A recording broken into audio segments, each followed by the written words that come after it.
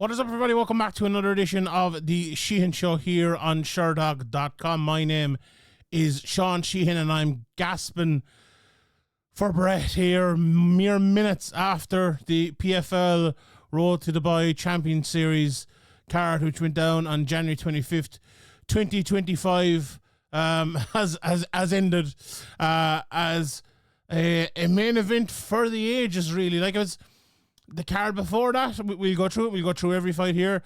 Was not an amazing card. It feels like it's the opposite of a lot of the old, I suppose, especially Bellator events over a few years, where they had big issues where they put on great cards, and in the main event, just it was a damp squib, or there was an injury or something happened, you know. And this was, if you had to choose between the two, you'd pick this. Now, it wasn't a terrible card by any means. It wasn't a good card by any means, but the main event that we got, there's already people calling it the greatest fight in PFL history, the greatest Bellator title fight ever. If it is that, which it is or it is, I'm still not sure. But what I would say without a shadow of a doubt is the best technical fight in the history of either Bellator or PFL. Definitely in PFL anyway. We had some great scraps last year in PFL, like the Lewis McGregor and Evans Dean Garnett fight. It wasn't as exciting as that one, let's say, but this was a tenterhooks fight from moment one, edge of your seat. A fan's favourite. You know, it's the fans sitting there, if you're, say, over in the States at 11 o'clock in the morning watching this, or, you know, or spending our day here in Ireland or the UK or Europe or wherever it might be, watch it, you know. This is the real fans watching it, and you could see the palpable excitement of the real fans and the real, you know, the media who love the sport covering this. You know, it was just one of those fights where it's like, you know, it reminded me of a Jones Gustafson, or, you know, a Shogun Hendo or something. One of them, more Jones Gustafson, I think, actually. And it's funny because, so, you know, sometimes, and especially for me as well, it's hard to, you know, to talk up a really talented Irish guys, because it feels like I'm just being completely biased. But in the case of, you know, obviously McGregor back in the day, but Paul Hughes now and Ian Gary now, these guys are just really, really, really good. And I think, look, a lot of people started to believe it after the AJ McKee fight for Paul Hughes, and everyone believes it now after this one, because of what an unbelievable fight it was between Paul Hughes and Usman Nurmagomedov. We'll go through it in a second, but the end result was Usman Nurmagomedov winning the majority decision. One judge had it a draw, 47-47. There was a point deduction, and the other two judges had it 48-46. But anyone who watched that fight knows it's razor thin. I saw a lot of people, I even tweeted it myself, saying, look, Usman Nurmagomedov won the decision, but Paul Hughes really won the fight. You know, and what is MMA like? It's a fight for relevance. It's a fight for, you know, proving that you're a real fighter. It's a fight to get the fans on board. And you know who'd agree with me with that as well? I think Usman Nurmagomedov would probably agree. I think Khabib Nurmagomedov would certainly agree. He put unbelievable praise on Paul Hughes after that. And I'm talking about this fight in a very different manner than I usually do these post-fight shows, because it was a different sort of fight. And again, this is not just me. If this was Usman Nurmagomedov against, you know, a guy from England or America or Australia or something, I feel like, I might be a little bit less invested in it, but I think I'd be just as excited just as I was for Shogun Hendo or Jones Gustafson or whatever. And, you know, sometimes it's a bit weird as well to talk about a fight that's not in the UFC in that manner, because people are probably saying, Jones Gustafson, this is nowhere near the caliber of that. You know, but it is. These two lads are two of the best lightweights in the world. Like, these two lads could mix it. Like, you look at some of the, like, you telling me the two of these lads wouldn't beat Hnat Makano, you know, who fought for the title last week. Now, okay, it was short notice and all that, but, you know, he was probably one fight away from fighting for it anyway. But, like, you're telling me these two lads couldn't beat a Gamrot or a Fiziev or a Paddy Pimblett? Come on now. These two lads are high level. And this was the most high level fight, I'll say it again, in PFL history. And there's nowhere else to start, but let's start there and let's go through the fight and we'll discuss it. So I think one of the rounds, in which round? Round two, or was it round two? I don't think I've ever taken as many notes in a fight. And I realized, so round one, I watched it and I was able to score it. Rounds 2 and 3, there was just so much that happened it's impossible for me to score it. For me, so I'm not going to really talk too much about the decision or anything today. The judges do their job, and look, I thought rounds 2 and rounds 3 were very close. I thought rounds 1 and round 4 went for Usman and Paul Hughes. We'll get into that, and then round 5 could have gone either way as well. I think probably would slightly lean Usman in that one, but however, we'll get into it, and we'll talk as we go through it. So the fight started out a little bit tentatively, I would say, but it almost made for the rest of the fight because it played into what happened afterwards. So Usman was throwing some leg kicks, touching from the outside. Paul was pressing early, but not really throwing. Usman threw a few high kicks that were, kind of far off. Then he had a laser right hand, was the first good shot of the fight. He had a nice little side kick, and there was still nothing from Paul Hughes at the halfway point of round 1. And looking back on it, it's one of those situations, look, it's a catch-22. Him making all those reads and putting himself in that situation is probably the reason why the fight was so close. If he had done that exact same thing and landed a few more shots and won that round, he could have, it would have been what would it have been? Well, it would have been a majority draw maybe, but still, it would have been a very different result in the end to a loss. So, anyway, that's I think a broader discussion maybe for another day. But the long kicks of Usman were really the story early. Then there was a kick to the groin, which again was a big story throughout this fight. We'll get more to that in a second. There was a 1-2 from Usman, and at this stage you're thinking, okay, Paul Hughes is doing well. He's pressuring.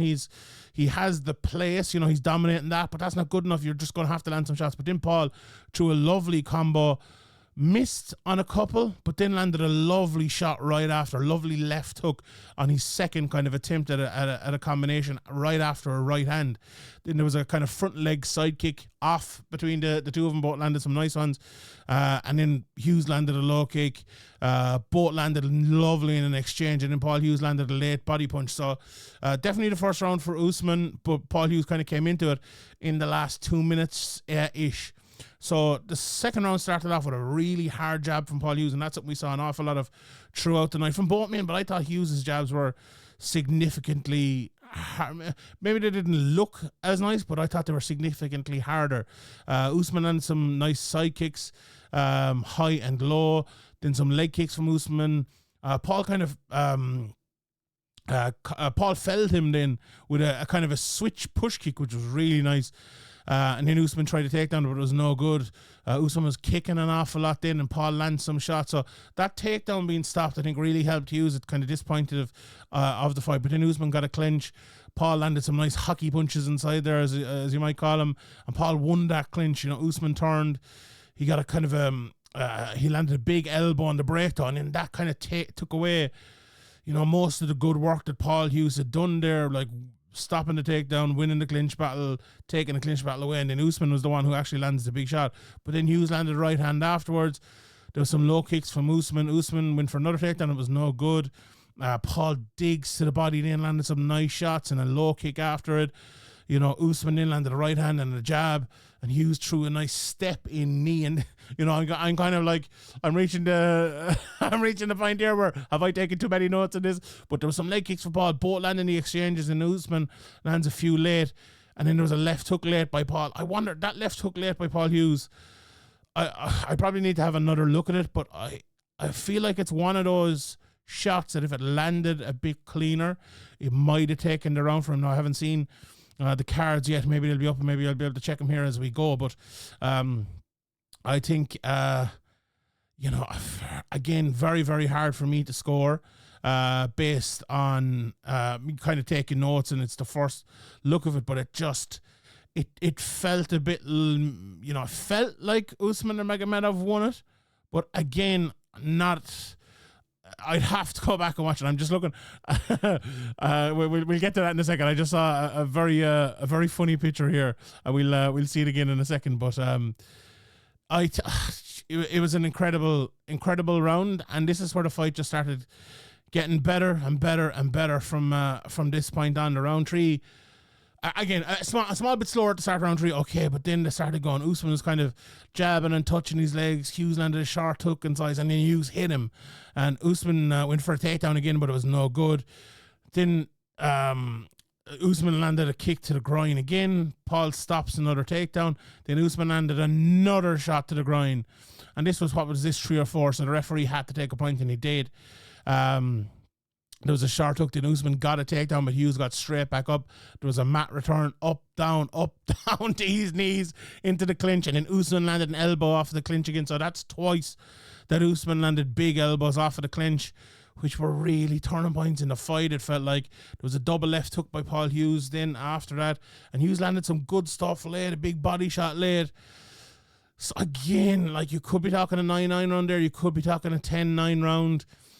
It felt to me at this stage like Usman had won all 3, but again, I'd need to go back and watch them with a fine tooth comb, which I absolutely didn't, because I was taking notes on this, and it's just impossible to do both things at the same time.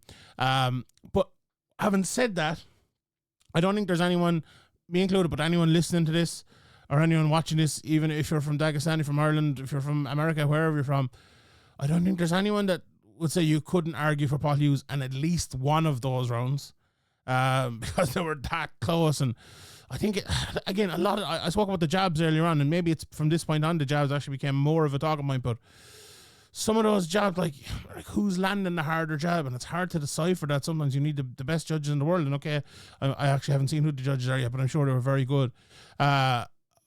But like, if you're to look at it and like say Paul's were just a little bit nicer, I don't think anyone would have disagreed too much with you. Or if you'd said, look, what Usman is doing is just a little bit cleaner, very similar as well. The 4th round, I don't think there was any doubt about it on my reckoning anyway. And again, I haven't seen the cards until the mid part of the round. So Usman was kind of, touching calves again with that front jab that was just nodding, but he landed one nice jab. And then I felt like after that, Paul Hughes kind of took over in this round, and this was, to me, his best round. Landed a lovely right hand, threw a head kick, which was kind of just off.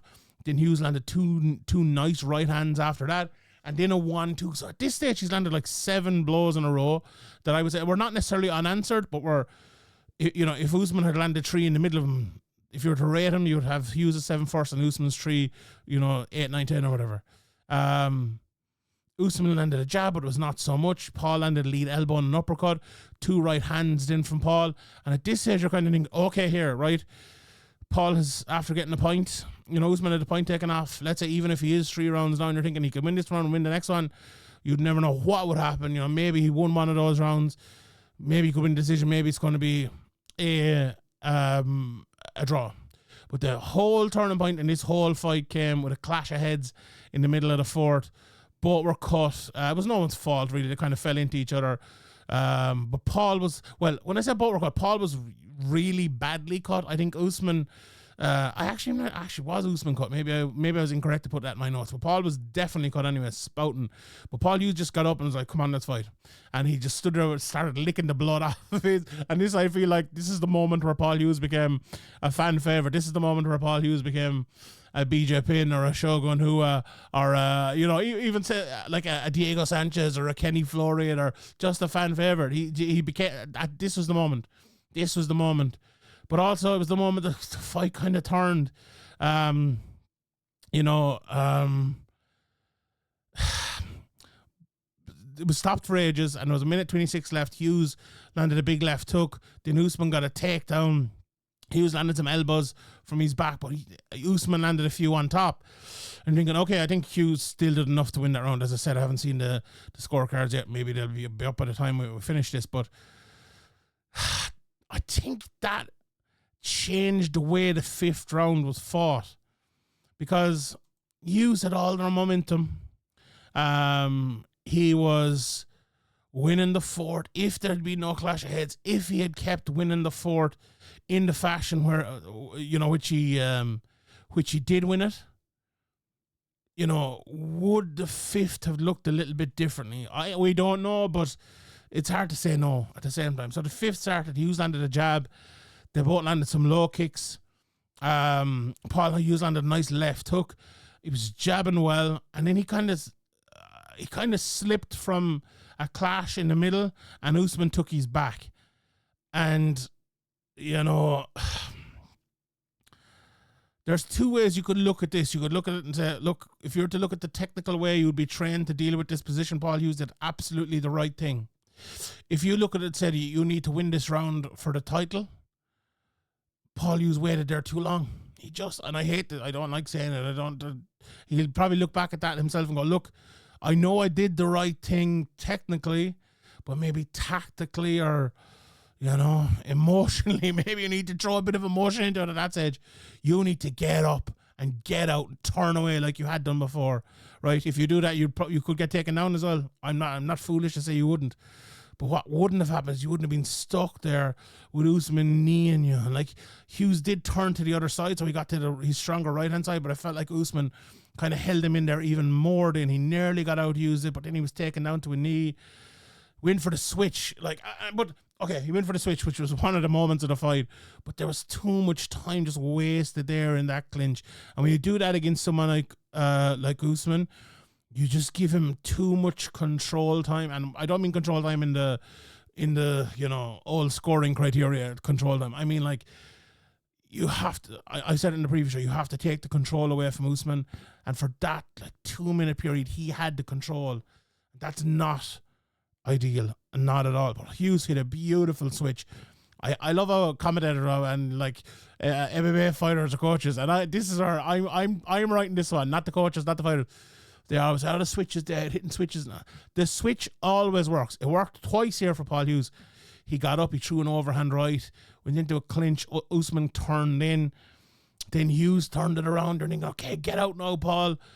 And he did, but Usman landed again a right hand on the break. These shots off the break from Usman were huge. Hughes landed some body shots in the right hand.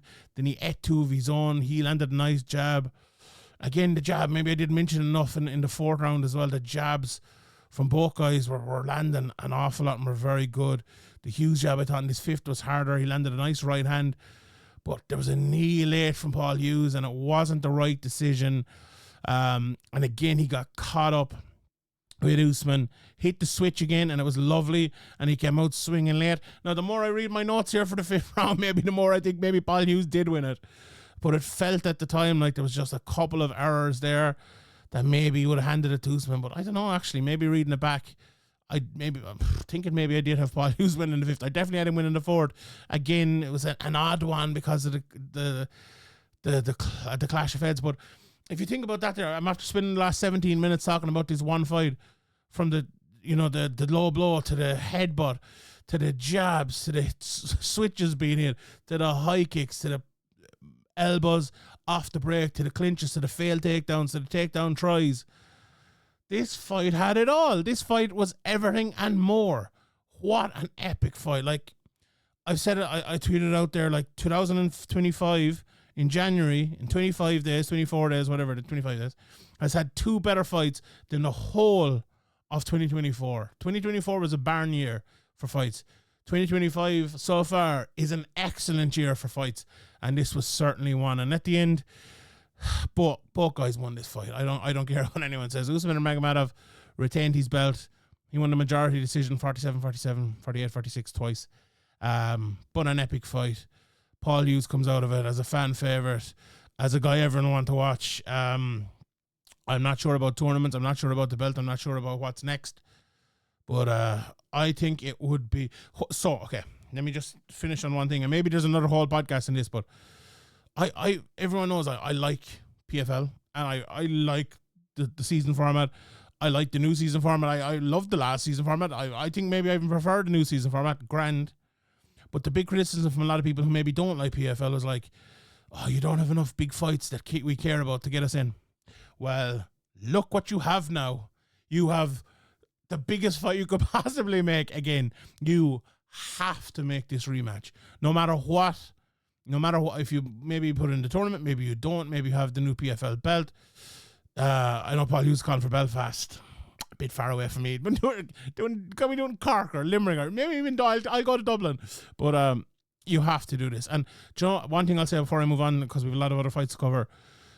lot of respect afterwards. Khabib Nurmagomedov spoke an awful lot about Ireland, and obviously, Palestine and stuff. I won't get into all of that, but he said there was great respect for Ireland. Paul Hughes said great respect for Dagestan, and in general, I think that's probably correct. To be honest, the whole McGregor thing, and it was, maybe indicative of him, but not so much the country. I think so.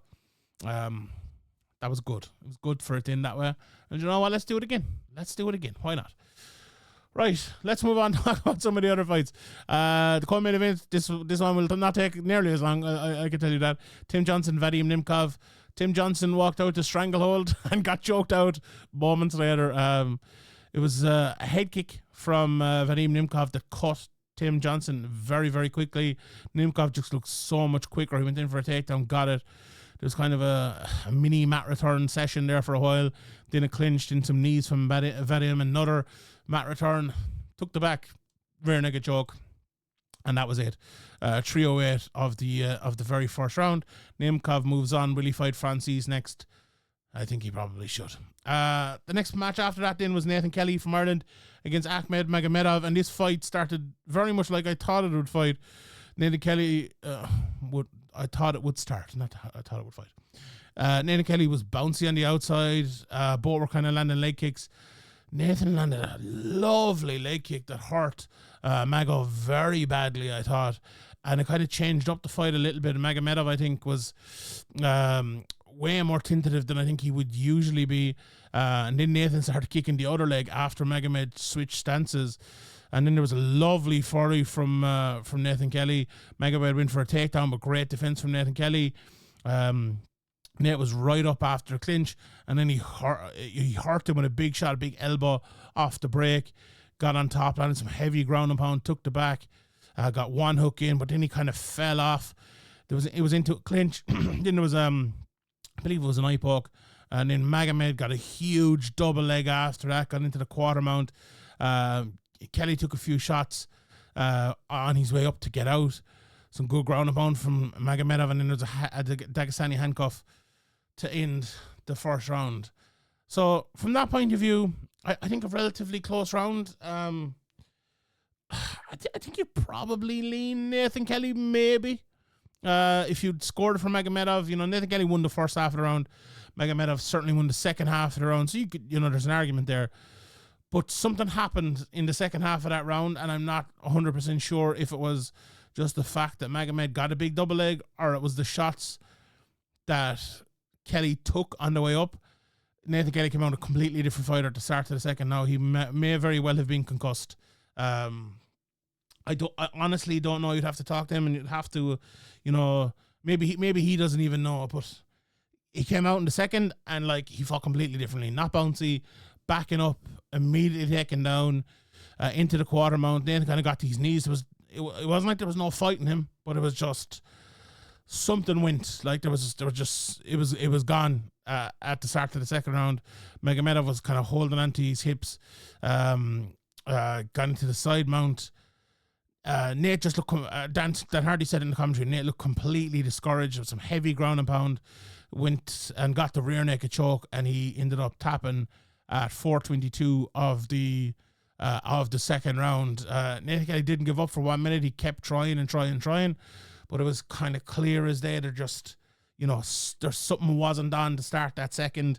Whether it was, I don't know what it was, to be honest. I really, really don't know what it was, but credit to Magomedov, out for a couple of years to come back. Tough matchup. The betting odds do not reflect how close of a fight that was, and look, I think anyone who watched the first 3 minutes of that fight would probably agree with that, how well Nathan Kelly did.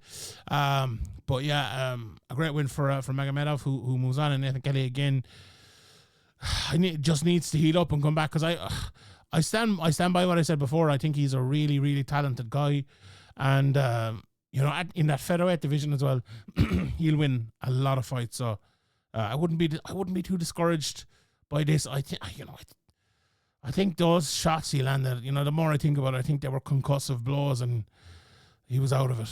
I think that's the most, and that's a credit to Magomedov. That's not me, taking anything away from Magomedov or anything like that. He did that. He landed those shots. He caused those blows. So credit to him, and a good win for Magomedov. Then we had Ibrahimov against Kenny Mahana. Yeah, this is one of those fights that you wouldn't be watching again. Let's put it that way.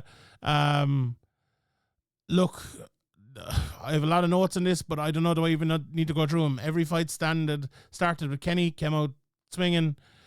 Ibrahimov threw a leg kick, the first 2 rounds anyway. Threw a leg kick, Kenny threw a jab, and he got taken down immediately.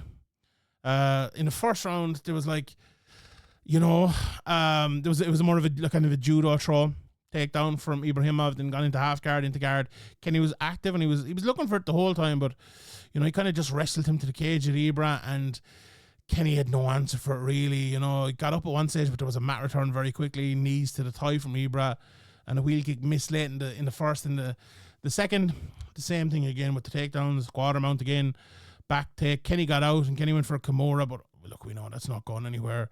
Ibra moved across, landed. There was definitely an illegal knee in here as well from Ibrahimov, which should have seen the fight, stood up. But yeah, I'll be honest, I didn't think the refereeing was amazing. I mean, Kerry Hatley's around, it never is. But yeah, it wasn't amazing in this. Who's the ref in this now? Mike Beltran, yeah, who's I actually don't blame Mike Beltran too much. I think he's probably just on the wrong side. But yeah, it was definitely an illegal knee in my opinion anyway. But no one complained too much. They kept going, and it would have made much of a difference. I think probably not anyway. Round 3, Kenny had a few seconds on the feet there, but then he threw a jumping knee, and at that stage, I think we all probably stopped taking notes. The fight was over. Quarter mount again, a few shots. Kenny went for a triangle. It looked close, but it wasn't close. Then it was suplex by Ibra late, and he went for a wheel kick. Look, I think Kenny tried his best, and he's just far superior fighter. I think is Ibra. But for him, so there's certain fighters you have to look at and talk in a different way. A guy who's as good as this, as talented as this, as dominant as this, you have to start expecting a little bit more from them. He should have been winning this fight more clearly, landing more shots, getting the finish. The wheel kick late kind of papered over the cracks a little bit maybe, but yeah, if the Ibrahimov does this against someone, and no disrespect to Kenny, and maybe in 10 fights Kenny will be the guy, but if he goes in there against someone who's 12-1 or a good fighter, like a good 10-15 fight veteran, it could cause him problems. I think he needs to move on, and I think he needs to start. I'm not even saying, you need to get finishes, but he needs to start beating the living hell out of people here, which he probably should have done in this fight, but he didn't end up doing it. But while winning every second of the fight, So again, it's that criticism is more a compliment than anything. He's so good, he should be winning by more, So then we had to open up the card. Not sure why this was on the main card. Clever Fernandez against Hnat. Kavalov, I actually haven't checked the result. I assume Kavalov won this, did he? Yeah, he did. I think he probably won every round. Not a great fight. Clever landed a right hand early, and then there was some hard right hands from Hnat. He landed a leg kick, got a clinch, and then there was clinching and clinching and clinching and clinching. Some knees in the clinch late. Late takedown by Clever, took the back, rear naked choke was not close. The second round, Hnat was jabbing. Clever was doing nothing at all. Then Hnat dived into the clinch, and nothing clinch again for ages. Clever goes for a flying armbar, which obviously didn't work, and in the round ended. Hnat then clubbed him with a right hook early, which was the best shot I think of the fight, and then Hnat was landing some nice strikes. The third round was a bit better, landed a nice elbow, counter right hand by Clever, jabs and a lead hook, and then a Clever clinch, and then Hnat wouldn't clinch for ages, and the fight ended. Then we Tarek Suleiman versus Ahmed Samy, and Tarek came out. If you listened to my preview of this fight, I don't think I've ever broken down a fight as well or as distinctly as this. I said Ahmed Samy would try to take him down. I said Tarek might actually try to take him down first, because he knows everyone tries to take him down. That's exactly what happened. There was an eye poke first. Then Tarek went for a single, went for a clinch. But then he got turned around. He got taken down himself. Tarek went for a guillotine. It was relatively close. Samy landed some knees to the bodies, and Samy got on top. Samy landed huge ground and pound, nice elbows. He was in kind of an odd side control position where Tarek's arm was over his head and he just kind of left it there. I think Tarek was kind of holding himself in a little bit, but hard elbows from Samy, went for a crucifix, got out. Then Samy smashing him. Tarek at this stage, and I believe this was Kerry Hatley again, wasn't that? It was. Look, Sullivan knew the fight was over, and he kind of like, right, okay, I'm just going to wait here, stop it. And it took Kerry Hatley about a minute to actually stop it, and he eventually did. But he didn't actually. The round ended, and then Kerry Hatley was like, "Oh, this guy can't get back to his seat. I better stop the fight." So, yeah, good win for Ahmed Samy there. Very fun fight then against by Mirazal Akhmatov against Mike Thompson. They both came out. Mike looked very good at the start of this. Landed some leg kicks, hard one too. And then Mira was putting on the pressure, but he kind of, the fight slowed down a little bit after maybe 45 seconds or a minute. Some kicks from the outside. Mike landed a nice 1-2 and then a lovely leg kick after. So very impressed by Mike Thompson, to be honest here. Then Mike rocked him with a left hook in the way, and Mira landed a nice jab and a hard right hand. Both landed hard in the exchange. Mira, I didn't think he'd found his rhythm yet, but Mike had, and that's why I thought he was the best early. Then Mike dropped.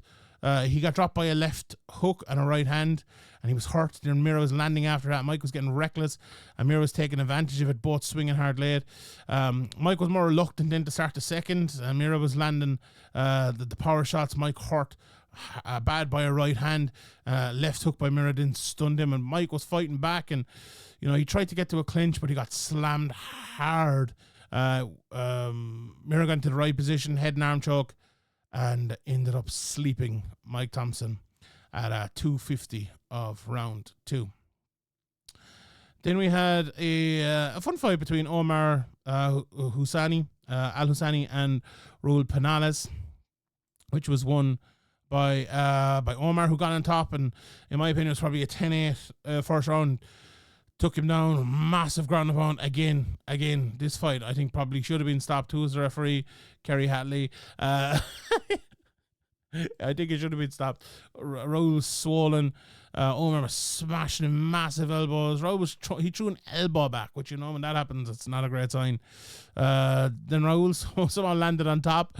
Landed a couple of elbows himself. Omar went for a triangle. It was no good, and then round in on the feet. After this, then, it wasn't as banging a fight, I suppose. It was a good second round for Raul. There was striking to start. Both landed some nice shots. Both were tired. Then Raul started landing body kicks. Omar landed a nice right hand, but both were getting their kind of breath back and kind of waiting. And there was a kind of a 3-minute period in the middle of this round where no one did anything. And they were like, okay, let's have an agreement here. We're going to do nothing for a while. Then Raul, he kept landing. He kept landing to the body. Omar went for a takedown then. Guards kind of got back up. Raul landed a lovely body kick in, and I counted it was the 6th he landed in that round. Then he landed a high kick, but it was a close round, but I'd lean Raul in. But the third round, look, we know what happened in that one. Both landed some nice backhands early. Raul landed a kick, but got taken down, and from that point on, it was very tough. Umar in guard, hammer fist, half guard, short elbow, shoulder strike, got into the mounts. And at that stage, it was going to be tough for Raul to get it back at that stage. But they did get up and got out. I went down again into side control guard, and Umar landed elbows and rides it out and wins the decision on top. So good enough performance, but not an amazing fight. John Mitchell and Sahul Tahiri. Then this is a pretty good fight. John Mitchell, as I predicted as well, wrestled here and got a lovely takedown early. He also, but just before that, landed a lovely push kick and a jab and a low kick, sets out his stall. But, I'm going to strike, bang, takedown. Exactly as I predicted. Like, go back and listen to the preview. Exactly as I predicted. Got into full guard. He got pushed to the cage. He actually pushed Tahiri to the cage. Mitchell got into side control as he turned him off the cage, or turned himself off the cage, and then knees to the body were landed, and loads of them were landed. Mitchell hooks the arm in between the legs as well to kind of keep inside control, which was very, very smart. I think it was a good technique. Landed a nice elbow. Tahiri finally got to guard and scrambled, and John was landing ground and pound from there, but getting warnings. I don't know why he was getting warned. Again, the referees were, I like Mike Bell. I think he's very good. I believe it was Mike Bell, wasn't it? It was, yeah. But I don't think this needed a warning. But again, he let him fight, to be fair. So maybe it was maybe he was right to give him warnings. So yeah, the round ended with a late elbow that hurt Tahiri. Nice body shot started the second from Maguire, from Mitchell. And then Tahiri went to a head kick. Both landed some hands. Then Maguire, why do I keep calling him Maguire? Mitchell went for a takedown, and it was smart because I think he was right to do it. He got caught in the guillotine, and I thought this was over. This happened in one of his fights before where he got caught in the guillotine very like this, and he was like, "Oh, I'm about to tap," WWE style. Then he pulled out, didn't tap, and got out of it. And I think the fact that he nearly tapped maybe made Tahiri go, "Oh, the fight's over, oh," and maybe he relaxed a tiny bit, and then Mitchell was able to get out of it. But what balls on Mitchell to not tap and to get through it. Then Tahiri went for a rear naked choke, but that wasn't as close. John got on top. Triangle was nowhere near. Then elbows from Mitchell, got in full guard, landed another hard elbow, and John was on top. Not enough. I can't believe this as well. All three judges scored this second round for John Mitchell. Now, call me Irish bias or whatever. John Mitchell did not win this round. He almost got guillotined. If he'd let another 10 seconds, he could have died. He was getting fucking guillotined to death. And they scored it against him. He landed a couple of elbows. All right, yes, he made it closer. But there is no way in hell that you can score this round against Tahiri. Just completely wrong. Made no difference on the decision anyway. Mitchell went to... Why Maguire? Mitchell went out and won the third. Both landed some front kicks. John landed an outside kick. Tahiri looked very tired at this stage, and John was really smart. One of the smartest bits of fighting we saw on the night. John Mitchell dipped down, and instead of going for a double, instead of putting his head in there for a guillotine, he went for a low single leg, avoided the guillotine, got the takedown, landed on top. And this is midway through it. He pushed him against the cage. Tahiri got up, but no good. He was looking for the guillotine again, but then John Mitchell got an easy takedown, landed in full guard, and won the fight out from there. So really smart stuff from John Mitchell in the third, and a really, really good win for him there. He won the unanimous decision, set 30-27 on all three cards.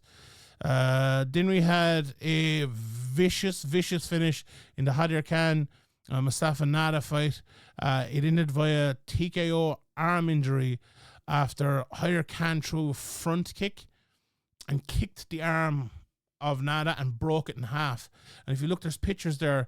Nada actually had, I think it was his left arm or right arm. It was his left arm, I think. He actually had his right arm above his left wrist. So when, or the other way, or maybe elbow. And when Khan kicked it, it kind of levered his non-broken arm, levered his other arm and broke it with the kick of Khan, I think. It was a vicious break. You wouldn't even see it coming, but the fight started off. Khan was just so much bigger than him, and he was using his jab to push forward, and the pressure. He was these pressure counter fighter. I've talked about it an awful lot. Nada was patient, but looking dangerous with counters of his own. Both looked like they were going to eat one here, to be honest. And then Khan was landing those push kicks and the jabs and kicks from the outside, and then Khan finally lands one, then two more in the counter, and thinking, okay, this fight's getting going, and then the broken arm happens. And then to start off the card, there was an amateur fight, and I believe the favourite lost this one. So Talal Al-Khaif won the decision against Saeed Al-Husani. Just running through it very quickly here. Saeed looking controlled, switching stances. And then Talal hits him with hooks combination and drops him. Talal got in top, landing shots into the clinch, with Talal landing the nice and the better shots towards the end. Talal more aggressive in the second round, clinched him. Talal landed some nice punches for a clinch again. Talal gets the takedown late as well, so 2 rounds up here. And then early in the third, he got a takedown into full guard. Not much, but enough, and he won the decision there. So great stuff from Talal. So that is it. One of the best main events, the best main event, the best title fight in PFL history. Absolutely epic stuff. Usman Nurmagomedov retains his title and wins, but Paul Hughes comes out a victor as well, I think, after that one. An epic fight, and I hope you enjoy listening to me recap it here. Thank you to everybody for tuning in. My name is Sheehan for Sherdog.com, and I'll see you all next time.